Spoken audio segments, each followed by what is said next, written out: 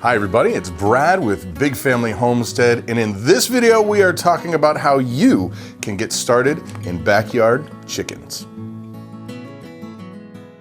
So if you've seen many of our videos here at the Big Family Homestead, you know that we are fans of having chickens. That's right, we have several chickens. We use them for meat, we use them for eggs. They're just plain fun. We also use them as tillers in the garden when the season is over. We'll put them in there and they just scratch-a-roo around and they go all crazy and they till up the garden, they fertilize the garden. It's great. And we just recently have taken the jump into rooster land. But so we're new to that, but we do know, and we have for several years been keeping chickens in our backyard, even in a very, very urban area and now out in a rural area. And I want to share with you some of the things that I feel are important considerations and ways for you to prepare to get ready to start keeping chickens. And so the first of the many sections that we will talk about is the birds themselves. Now, in terms of the breeds of chickens, there are several. There's so many different kinds of breeds, and what may be good for me to have a selection might not be good for you. And by that, what I mean is, let's say that you only want to have chickens just for the eggs, and you're really not interested in the meat. Well, you may want to have a layer that lays almost an egg every day. Whereas I personally want to have a pretty good layer and also make sure that I can, use the meat. It's not going to be like shoe leather when it's time to process the bird. It'll still be usable. Well, we also have kids. So I want chickens that are also not aggressive and nasty. So there are several factors to factor in. Now, there are several websites you can just Google, chicken breeds and like a cross-reference and thing. But I have this book right here, is The Joy of Keeping Chickens. And it's got a great chart in here. If you can see, I'm sure you can't see them all because there's tons, but there's loads and loads and loads of breeds and different criteria. They tell you the skin color. Do they lay yellow or tan eggs or white eggs? But for us, we have found the two breeds that we really like for our family because they put out a lot of eggs and they give a lot of meat are the Buff Orpingtons and the Aracuna birds. Now, we like those for us, but you might like different breeds. Like if you just like really fast laying eggs, it might be, say a foghorn leghorn. No, a leghorn. So, but what might be good for me might not be good for you. So you will want to get a chart to find out where your balance is on what you will want for your birds. Now, how are you going to get your chickens? Well, there are several hatcheries all around the country, and you can just Google, hatcheries. We use one called Mount Healthy, and I believe they're based out of Cincinnati. They've given us very great results. A lot of the local farm stores will sell chickens during the spring. Your Tractor Supplies and Rural King stores, they do that. We've not had as great of success with them. As a matter of fact, this year, instead of buying from Mount Healthy, we went and got live birds from the Tractor Supply store, and frankly, we lost a lot of birds. Our loss rate was almost 35%. And that does not happen when we get them from the hatchery. Maybe we just got a bad batch of birds, maybe they were sick, I don't know. But another way you can get your birds is by looking on Craigslist. There's lots of local places and local people that sell them. You just want to make sure that you're buying healthy birds. There are different ways you can check them. Make sure that if you flip them around in the backside, the business end, you want to make sure that's clean and not crusted up with poop, because that'll give you an indication that there's something wrong with the bird right off the bat.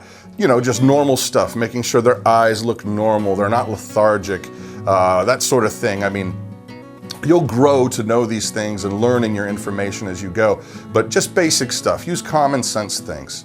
Also, in several places around the country, there are poultry swaps or animal swaps where people just get together and buy and sell animals. You can find a lot of really interesting and cool breeds that way as well. Now, I think it's also important to point out at this point, which is funny to say, point out at this point, yeah.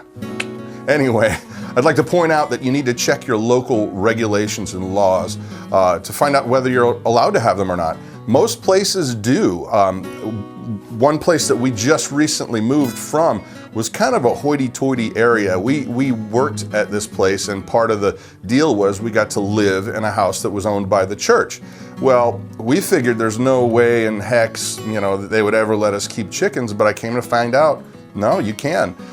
They just limit the amount of birds that you have, and they ask not to have a rooster. Because obviously you're gonna, really endear your friends and neighbors. They're gonna love that. But you can in most places, but check your local laws and regs. Now that brings me to how you're going to house and protect your chickens. There are several different ways you can make coops. Basically, you just need something that's going to be well ventilated, that you can close them up to keep predators away, and they will have what's called a roost, which is basically they're birds, so they want to get up off the ground. It makes them feel safe at night. You're also going to need, if you're going to be having layers, you need something called nesting boxes. They're basically about, a foot by a foot, and it has some kind of an enclosure to make the chickens feel safe, and they'll go in there when they want to lay their eggs. Other than that, you can really make it out of whatever you want. My son made one completely out of free pallet wood. We actually have a video, and I'm going to show you some of the images of that, but we've also used a converted garden shed, just a metal shed. A word on that though, you want to make sure that it doesn't get too hot and too crowded.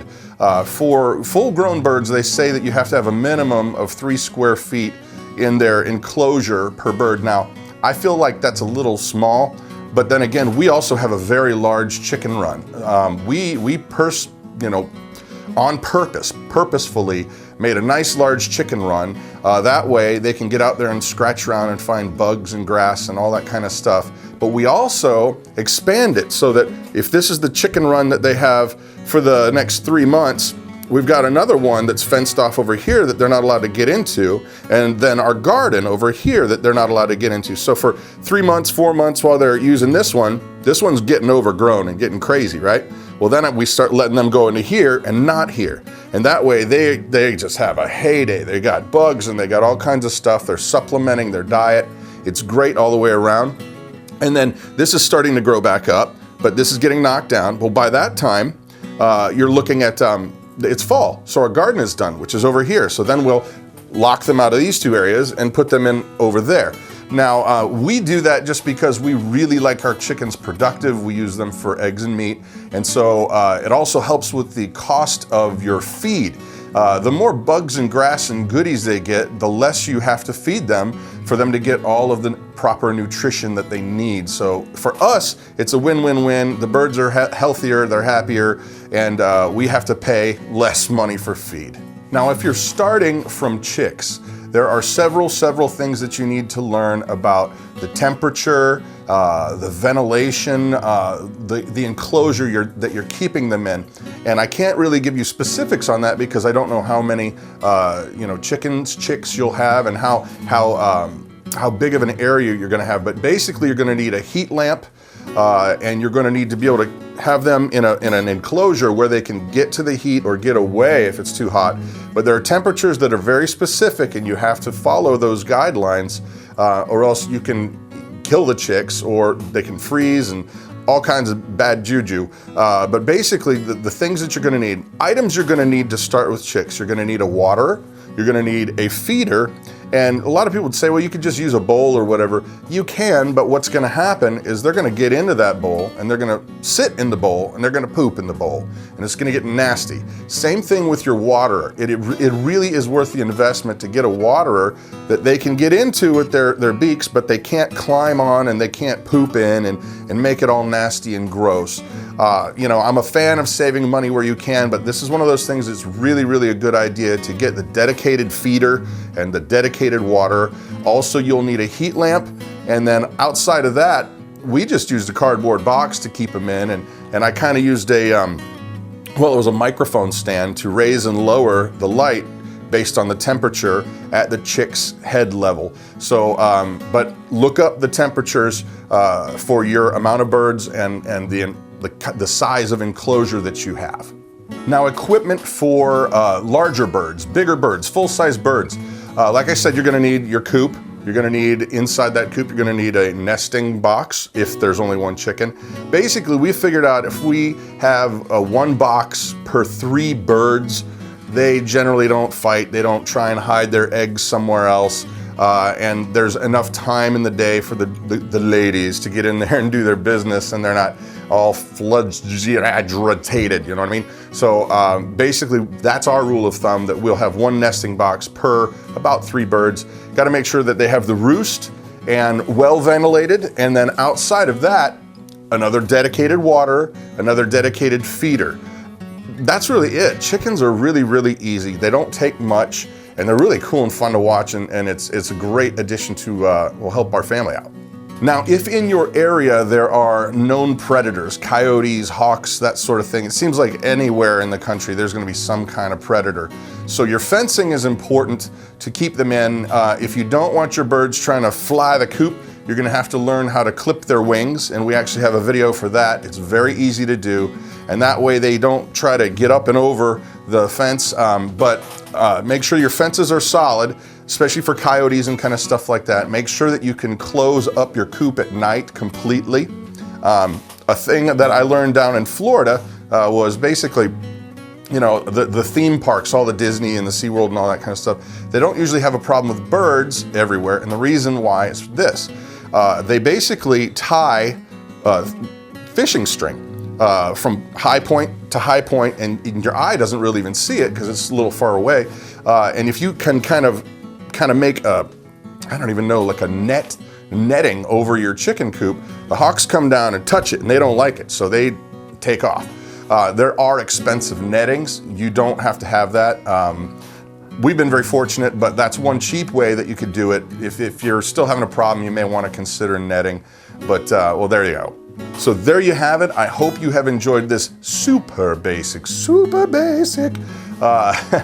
suggestions on what you need, how to get started in backyard chickens, homestead chickens, whatever you want of chickens. Please subscribe, like, and share the video. It greatly does help my family out. And thank you so much. So anyway, Brad with Big Family Homestead, and you have an amazing day.